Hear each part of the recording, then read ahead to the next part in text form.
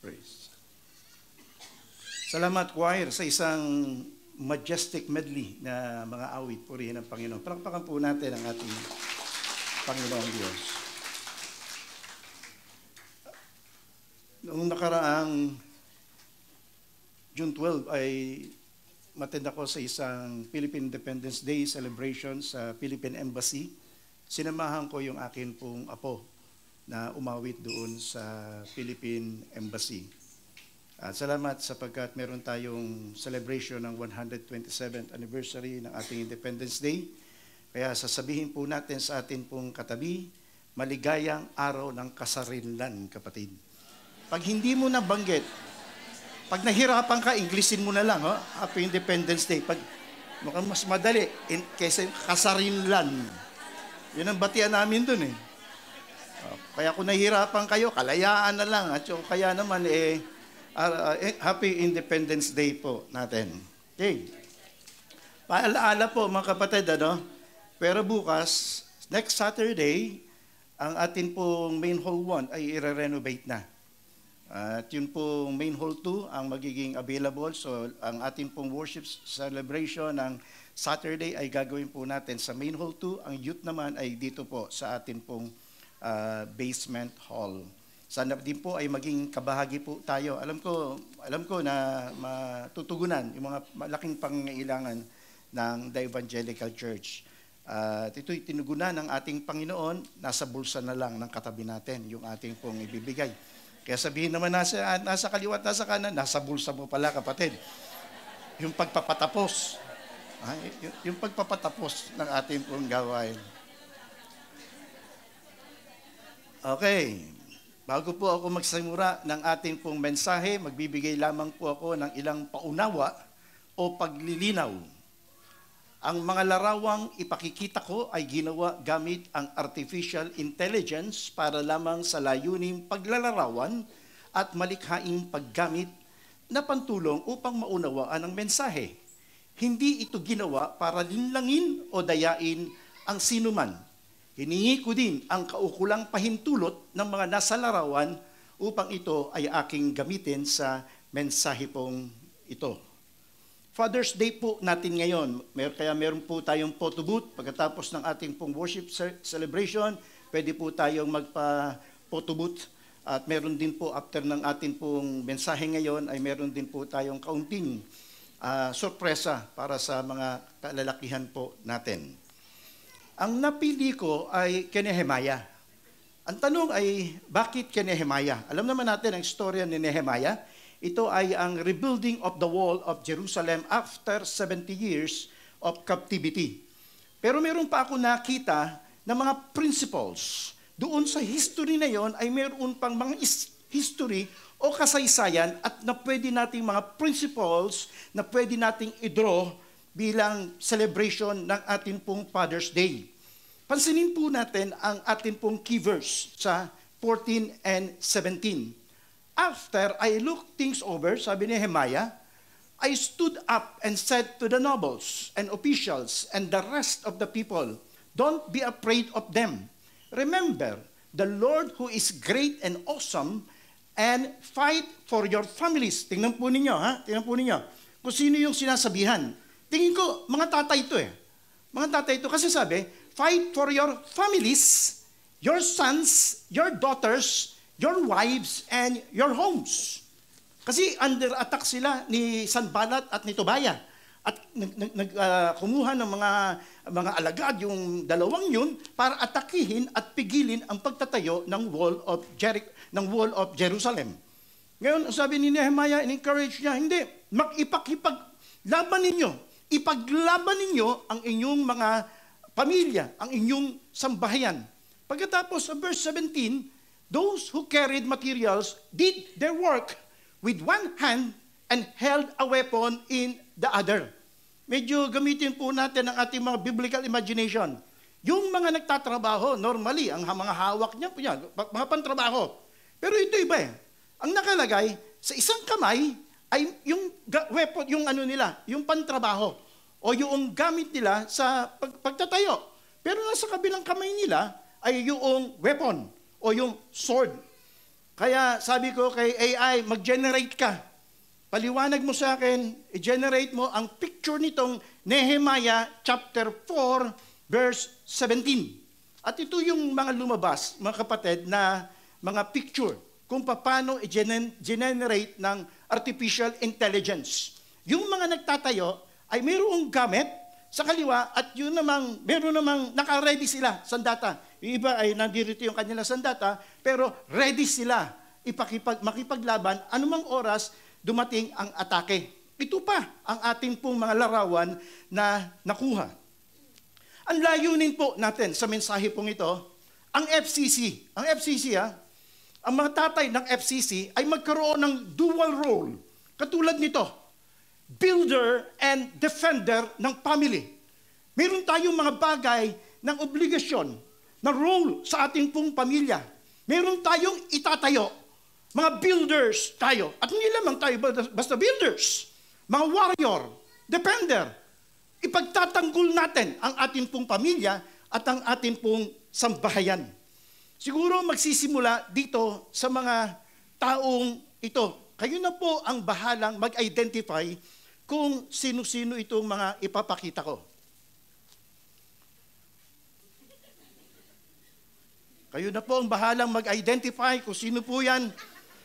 Medyo ginawan lang po natin ng konting face blending po. At ito pa po yung dalawa. Kayo na po ang bahala kung sino po yan, mga kapatid.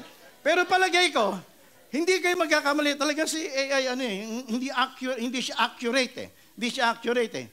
Pero ito, mga kapatid, tingin ko, hindi kayo mag-aalangan kung sino itong pang-apat na to. Hindi kayo mag-aalangan, ano? Nagtaka ako Bakit yung iba kong mga kasamahan pastor, sabi ko parang hindi masyadong malapit ang kanilang mga picture. Pero ako, napapalapit yung edad ko kay Nehemiah. Sabi ko mukha accurate. Mukha tama, mga kapatid. So, gawin po natin, mag-aral po tayo. Is there a father in the house? Ito po yung atin pong pag-aaralan. Ito ay panawagan, hindi ni Nehemiah. Ito ay panawagan ng ating Panginoong Diyos. Challenge ng ating Panginoong Diyos sa bawat isang pamilya. A call for godly fathers to rise up as builders and defenders of their family. Isang panawagan mula sa atin pong Panginoon. Meron po tayong 5 na makikita na katangian ng godly father na mayroong dual role na ito. A father who recognizes the enemy's attack on the family, a father who stands with courage, a father who remembers the Lord, a father who fights for his family, and a father who builds and guards. Magsimula po tayo. A father who recognizes the enemy's attack on the family. Sa ating talata, meron nakalagay, they all plotted. At tinutukoy dito ay si Sanballat at si Tobiah. They all plotted together to come and fight against Jerusalem and stir up the trouble against it. Ang naging response ng mga manggagawa, itigil yung trabaho dahil natakot sila Anytime pwede silang patayin So anytime, pwede silang sugurin. So ang ginawa nila, mga kapatid, nagtago sila. Alam niyo, sinatawag po namin, bahag ang kanilang buntot. Ganun na nangyari po sa kanila. Kaya in-encourage sila ni Nehemiah. In-encourage sila na magpatuloy sa kanila pong pagtatayo ng Wall of Jerusalem. Alam ninyo, mga kapatid, dapat maintindihan ngayon ng bawat isang father, na isang tahanan, na ang pamilya po natin ay under attack. Pag hindi mo in-recognize yan, pag hindi natin inano po yan, tinanggap po natin, hindi tayo magiging handa. Hindi mo paghahandaan. Basta hindi naman kami under attack. No, ang tinutukoy ko, hindi po yung mga akyat bahay. Ang tinutukoy ko, mga kapatid, hindi po yung civil war. Ang tinutukoy ko po, mga kapatid, spiritual attack ng kaaway sa atin pong pamilya, sa atin pong sambahayan. Meron nagsabi, ang family daw is always in constant attack, spiritually, morally, emotionally, even relationally. Lahat po ng anggulo ng ating pong pamilya ay pwedeng pasukin ng kaaway. Kaya kinakailangan ma-recognize po natin yan.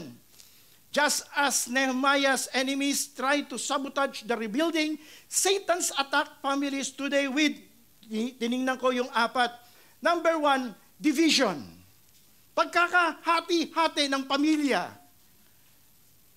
Mga magkakapatid, hindi nagkakaintindihan. Sa amin, sa lugar po namin, Cavite, magkakapatid, nagpapatayang kapirasong lote. Alam niyo yan. Hindi ko alam sa lugar ninyo. Pero meron ako mga nalalaman, meron ako mga kasaysayan na nakikita po yung kapirasong lote. Kapatid mo, papatayin mo. Mga magulang sa anak, mag-asawa, division in the family. Mga kapatid, mga tatay, pakiusap lang.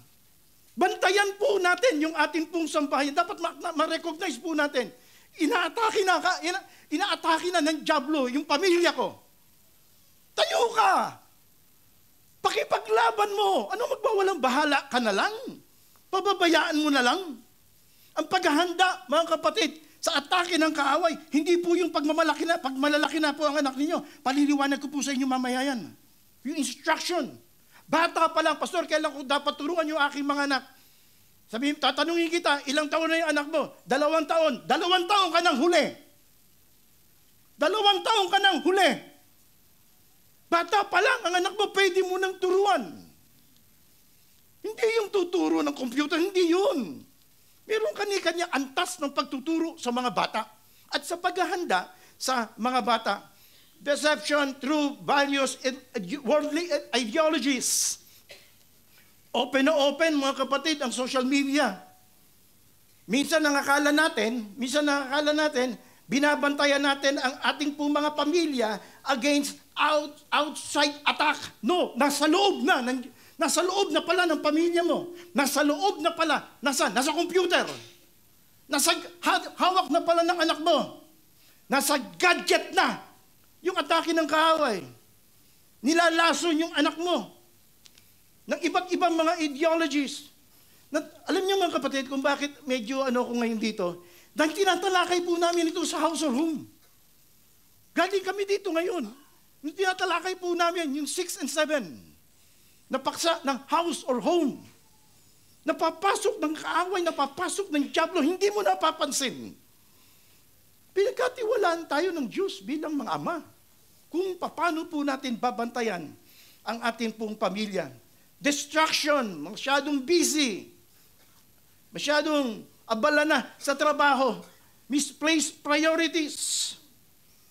Ang akala natin, yung mga mahalaga, hindi ko man sinasabi hindi mahalaga, yung kinabukasan ng ating mga anak, yung kanilang karir. Mamaya pakikita ko sa inyo, mayroong mas mahalaga kaysa sa karir. Mayroong mas mahalaga kaysa sa karir. Minsan, pinaghahandaan natin, mga material na bagay, mga kapatid, ginawa ko pong lahat yan. Pero wag mo namang pababayaan yung priority. Yung pinaka-priority. Yung spiritual needs ng iyong pamilya. Destruction to sin, compromise, and spiritual neglect. Kung kaya po, mga kapatid, fathers must be spiritual discerning. Yung pong tingnan ninyo, yung message, fathers must be spiritually, wala po akong kinalaman dyan, fathers must be spiritually discerning and proactive in guarding their homes. Dapat daw po, mga kapatid, magkaroon tayo ng spiritual discernment. Ang sabi sa 1 Peter chapter 5 verse 8, be on alert, be sober. Your enemy, the devil, prowls around like a roaring lion looking for someone to devour. Yan ang kaaway. Kalaban po natin spiritual Diablo. Gumagala po yan. Tinitingnan ko paano wawasakin ang ating pong pamilya. Sapagkat yun lang naman ang kanyang gusto Kill, steal, and destroy. Wawasakin po niya sa iba't ibang pong kaparaanan. Sa Ephesians chapter 6 verse 12, then our struggle is not against flesh and blood. Kalaban po ng ating pong pamilya ay hindi po mga sabihin natin, yung mga third party, hindi yan. Mga effect na lamang po yan, pero mayroong underlying problem sa loob ng pamilya na dapat po nating i-address. Yan po natin ang pangalawa. A father who stands with courage. Yung hindi passive. Yung bang titindig. Kasi nakalagay dito, stand on your guard by families, armed with swords, spears and bows. Fight for your brothers, your sons, your daughters, your wives, and your homes. Kinakailangan daw mga kapatid, mga ama, na hindi magiging passive, magiging proactive. Na magsasabi, role ko to, responsibilidad ko, pamilya ko. Hindi ito responsibilidad ng tatay ko. Ako, pamilya ko to, akin to. Yun, ganun. Hindi ito responsibilidad ng kahit ng sino man. Ikaw ang accountable kay Lord. Yung mga anak natin, gift na galing sa ating Panginoon. Alam niyo pa mga kapatid ko, ano ibig sabihin ng gift? Ibig po sabihin ng gift dito, stewardship. Stewardship, pinagkatiwala sa'yo. Time will come, accountable ka sa Panginoon. Ano ginawa mo sa mga anak mo? Ano ginawa mo sa pamilya mo? Ano ginawa mong pagtuturo sa iyong mga anak? Accountable po tayo sa ating pong Panginoon. Kaya kinakailangan na a father who stands with courage. Sabi rito, many homes suffer not from the absence of a man, but the absence of spiritual leadership. Ito, nagiging problema. Okay, provider, given yun. Lahat tayo dito, pinoprovide natin yung pangangailangan ng ating pong pamilya. Pero huwag natin kalilimutan, meron spiritual. Kaya nga tawag sa atin sa Pilipino, padre de pamilya. Padre. Ibig sabihin, father. Priest of the family. Ang mga tatay. Priest. Kinakailangan sila yung nangunguna sa spiritual, sa pagmumold ng spiritual ng kanila pong mga anak. Kung gusto mo mag-produce ng mga anak ng worshiper, maging worshiper ka muna. Ikaw muna, maging worshiper. Kung gusto mo mag-produce ng mga anak na prayerful, maging prayerful ka muna. Bilang ama. Dapat, bata pa lang yung mga anak mo, dapat nakikita na yan. Danas naman po namin. Ngayon may pinapalaki kaming apo, 8 months old. Alam niyo po ba mga inaantay namin yung mga milestone. Yung mga tinatawag na, Mano, bless. Kahit hindi pa niya lang iintindihan. Tinuturuan namin siya ng respect. Oh, apo, bless. Hindi pa niya alam yun, 8 months old. Pero hindi kami sumasawa ng pagtuturo. Kaya sabihin niyo sa akin, kailan tuturuan ng mga anak? Pastor, pag nakakaintindi na ng bless, mga 6 years old, late ka na! Late na! Bata pa lang, turuan mo na. Ang iyong mga anak, ito ang problema sa ating sa mga pamilya, sa ating mga sambahayan. Psalms 27 verse 1, the Lord is my light and my salvation, whom shall I fear? Sabi dito, maging sa 2 Timothy chapter 1 verse 7, wala tayong dapat katakutan bilang mga ama ng tahanan sapagkat kasama po natin ang ating pong Panginoong Diyos. Maganda yung isang quotation, sabi ay ito, a warrior father doesn't retreat in fear. He rises in faith. Hindi siya umaatras. Stand up siya. At handang ipakipaglaban ang kanila pong pamilya. Siguro inaantay ninyo, hindi susunod na point. Ang inaantay ninyo, susunod na picture. Ano? Alam ko, mga ligaw ng bitukan ninyo, mga kapatid. Sino kaya susunod? Okay, tingnan po natin ang pangatlo. A father who remembers the Lord. Ang tatay na inaalala ang ating Panginoon. Yun ang nakalagay sa ating talata. Sabi, then as I look over the situation, I called together the nobles and the rest of the people and said to them, don't be afraid of the enemy. Remember the Lord. Remember the Lord. Alalahanin niyo ang Panginoon. Bakit nila dapat alalahanin ang Panginoon? Sapagkat sa yung source, sa Kanya manggagaling eh. Sa sarili mo, hindi mo kaya palakihin ang 4 na mga anak.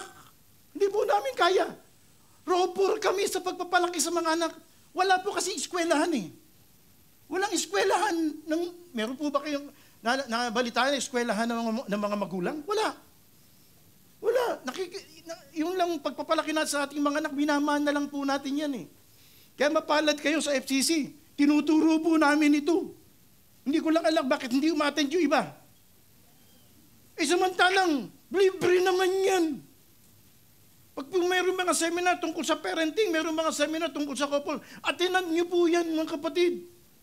Sapagkat malaking bagay po para sa atin pong pamilya, para po sa atin pong sambahayan. Sabi ganun dito, dapat malaman natin, maunawaan natin ng ating kalakasan.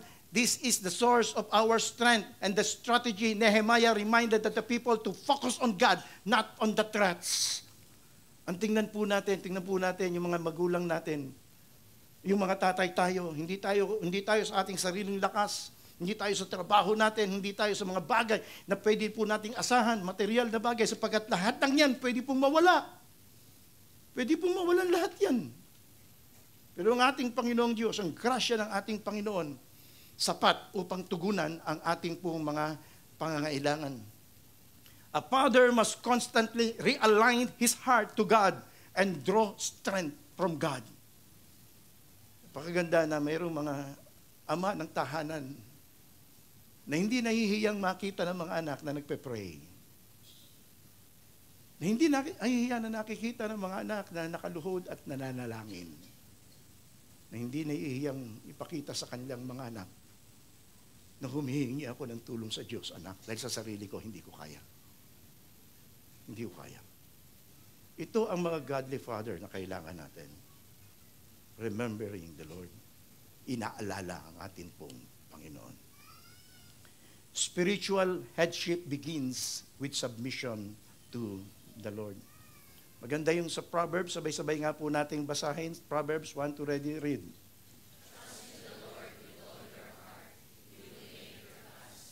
Lahat po ng babae, Psalms 112, 1 and 2, pakibasa po ninyo.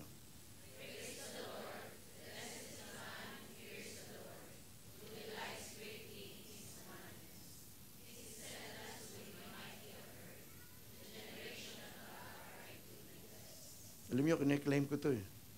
The generations of the upright will be blessed.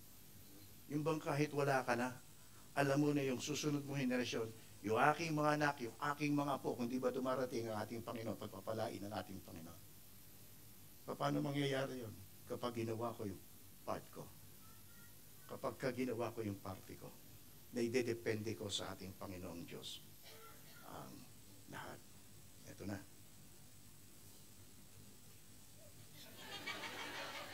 If the Father, natatawa tuloy ako. Nasobra ng mga cellphone. May consent po lahat yan. Ha? May consent na. If the father loses his devotion to God, the family will lose its direction. Baka matandaan yung picture. Basahin nyo nga po, mga kapatid, yung quotation. Yung quotation nga po, basahin natin. What already read?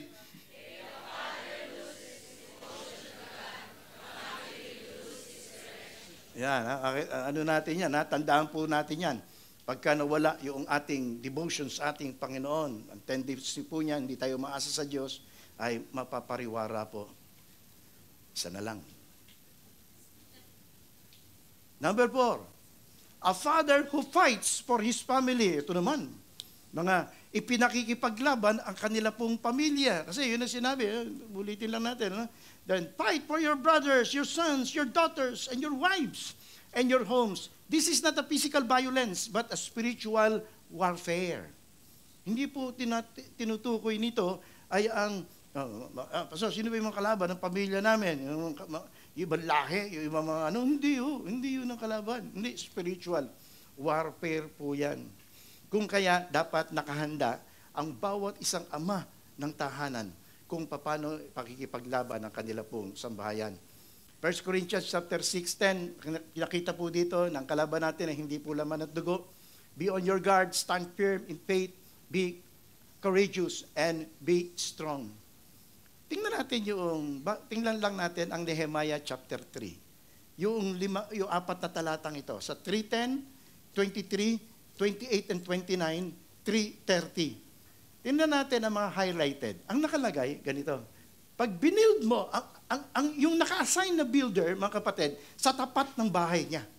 So, itong wall na ito, yun ang bibuild mo, yung tapat mo. O yung malapit sa'yo. Kasi nakalagay dyan, sa 3:10.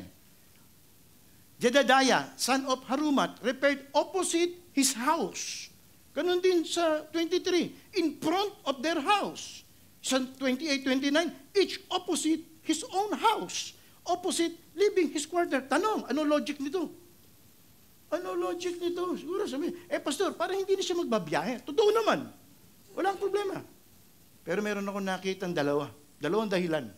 Kung bakit ang i-repair mo, mga kapatid, ang implication nito o significance nito, kung bakit i-repair mo yung tapat mismo ng bahay mo. Number one, sisiguraduhin mong matibay yun. Pag yun, nagiba, sino ang unang papasukin ng kaaway? Pamilya mo. Pag medyo hindi strong yung pagkakabuild mo, pagkaalam kong ganon, pamilya ko, sapagkat konting butas lang, pwede pasukin ng kaaway. Kung ginamit mong pagtatayo paste, kung nagtitipid ka, nag-aapura ka, hindi mo pinag-igi. Pagdating ng kaaway, ang unang matitibag, yung tapat mo, at ang unang papasukin, mga kapatid, pamilya mo. So, anong gagawin mo? Logic lang. Siyempre, pagtapat ko yan, mga kapatid, the best materials ang gagawin ko dyan. Pinakamatibay ang gagawin ko dyan. Yun ang nakita kong unang significance nito. At ang pangalawa, mga kapatid, personal responsibility. Akin to eh. Pamilya ko to eh. Yun ang ibig sabihin yan. Nakasalalay dito yung future ng pamilya ko eh. Yun ang pangalawa na nakita ko. Ang bawat isa, so anong point natin? Ang bawat isa po sa atin, mga kapatid, ay mayroong kani-kanyang responsibilidad. Hindi ko responsibilidad yung pamilya ng ibang tao. Hindi ko responsibilidad na katulad ng responsibilidad na ibibigay ko sa aking pamilya, yung responsibilidad sa kapatid ko, kanya yun. Pamilya niya yan. Pag-aralin mo yung anak mo, pakanin mo yung asawa mo, pakanin mo yung anak mo. Ba't aakuin ko yan? Meron akong binibuild. Yun ang point ko, mga kapatid. Na kinakailangan maging responsible tayo. A father fight for his own family. At ang significance nito, pag-iigihan mo at paghuhusayan mo. Tingnan po natin ang pang-5. Ito po tayo magwawakas. A father who builds and guards his family. Both. Ano pastor, mas matimbang? Both yan. Parehas yan. Binibuild mo at binabantayan mo ang iyong pamilya. Work with one hand and the other held a weapon in the other. Tinignan ko ang 2 Timothy chapter 3, 1-5. At ang nakita ko, mga kapatid, yung realidad ngayon eh. Tingnan niyo po ito, kung ano po nangyayari. Dapat mo malaman na sa mga huling araw, mula noong isulat po ito, nung dumating ang ating Panginoong Jesucristo, last days po yan, hanggang sa pangalawa niyang pagparito. Ito mangyayari. Kaya tayo ay nasa parte ng mga huling araw. Dapat mo malaman sa mga huling araw, darating ang mga panahon ng kaguluhan, sapagkat ang tao'y magiging maibigin sa sarili, maibigin sa salapi, palalo, mapagmataas, mapagsamantala, suwail sa magulang, walang utang na loob, lapastangan sa Diyos. Sila'y magiging walang pagmamahal sa kapwa, walang habag, mapanirang puri, walang pagpipigil sa sarili, marahas at walang pagpapahalaga sa mabuti. Sila'y magiging taksil, padalos-dalos, mayayabang, maibigin sa kalayawan, sa halip na maibigin sa Diyos. Sila'y may anyo ng pagiging makadiyos, ngunit hindi naman nakikita ang kapangyarihan nito sa kanilang pamumuhay. Tanong, nakikita na po ba natin ito? Opo, pastor, tingnan natin. Nangyayari na po yan. Building. Alam niyo mga kapatid, kung ano yung dapat nating i-build sa ating pong family na higit kaysa kanilang career, alam niyo po mga kapatid, character. Yung character nila. Ito kasi tungkol sa mga character eh. Tungkol po sa mga character. Okay, build mo ang career ng anak mo, aralin mo sa magandang paaralan, ganda nun, maganda yun. I-build mo yung kanyang future, bigyan mo ng mamamana, bigyan mo ng lahat, okay yun. Pero pag ang karakter niyan, mga kapatid, ay liko, nako. Sasabihin ko sa inyo, hindi magiging maganda ang kinabukasan niyan. So dapat sa loob ng tahanan, ang mga tatay nagbi-build ng karakter ng ating mga anak. Minumold natin ang ating mga anak. At kapag ka na-build na ang kanila pong karakter, na-mold na ang kanila pong karakter, gagarantihan ko po kayo mga kapatid, pwede mo na ipikit ang mata mo. Magiging maayos ang iyong mga anak. Tinignan ko kung ano yung, ang sabi rito sa Ephesians chapter 6 verse 4, Fathers, do not provoke. Ito yung paraan ng pagtuturo sa mga anak. Tinalakay namin ito sa lesson 7. Fathers, do not provoke your children to anger by the way you treat them. Rather, bring them up with the discipline and instruction that comes from the Lord. Yan ang gagawin mo sa iyong anak. Palalakihin mo, ino-nurture mo mula sa ating pong Panginoon. Tinignan ko kung ano yung mga bagay na dapat nating i-build sa ating, mga karakter na dapat i-build natin sa ating pong mga anak. Merong 10 pero hindi ko na ma-expound. Maikli na po ang aking pong oras. Baka bukas ko na lang ma-expound. Build natin ang kanilang karakter. Build natin to sa pamamagitan ng instruction that comes from the Lord. What character does godly father needs to build and nurture in his children? Pakita ko na po lahat. Ginawa ko, pumili lamang ako ng 7 base doon sa 2 Timothy chapter 3. Love for God. Siguraduhin po natin mga tatay, yung anak po natin ay mai-inlove kay Lord. Gagarantiyan ko po kayo, pagka ang anak mo, na-build mo, na may pagmamahal sa atin pong Panginoong Diyos, lahat susunod na. Lahat. Mahal niya si Lord. Magiging obedient siya. Pag-aaralin niya, i-worship niya si Lord, kakausapin niya ang ating Panginoong Diyos. Matututo siyang magmahal sa kanyang kapwa. Bakit? Yun ang gusto ni Lord. Iba po ay integrity and honesty. Ito, bigyan ko na lang ng diin itong respect for authority. Kasi nakalagay doon mga suwail, mga lapastangan. Baby boomers po ako. Mga tatay po namin pag natutulog, kilos namin parang pusa. Hindi po kami nag-iingay. Hindi po kami naging, baka magising si tatay. Dahil pag nagising si tatay, sinasabi ko naman, ahambalusin ka. Ganyan po kami noon. Ganyan po namin irespeto ang aming po mga magulang noon. Respect for authority, dapat matutunan ng ating po mga anak po yan. Ngayon hindi. Mga anak ang gumugulpi sa magulang What is this, my friend? Sabihin niyo kung mali ako. Hindi pwede yun.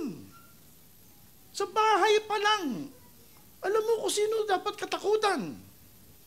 Dahil time will come, pag malaki na yan mga kapatid, wala nang i-respect na authority yan. Hindi niya natutunan sa bahay Hindi natutunan ng mga magulang. Sa bawat isa niyan, pwede kong i-expound, pero hindi ko na screenshot nyo na lamang po at pag-aralan nakalagay sa Biblia. Lahat po ng yan ay i-build po natin sa atin pong mga anak. Yung kanila po mga karakter. Ito na yung huli. Hindi po yan yung text. Sabay-sabay po natin basahin. 1, 2, ready, read.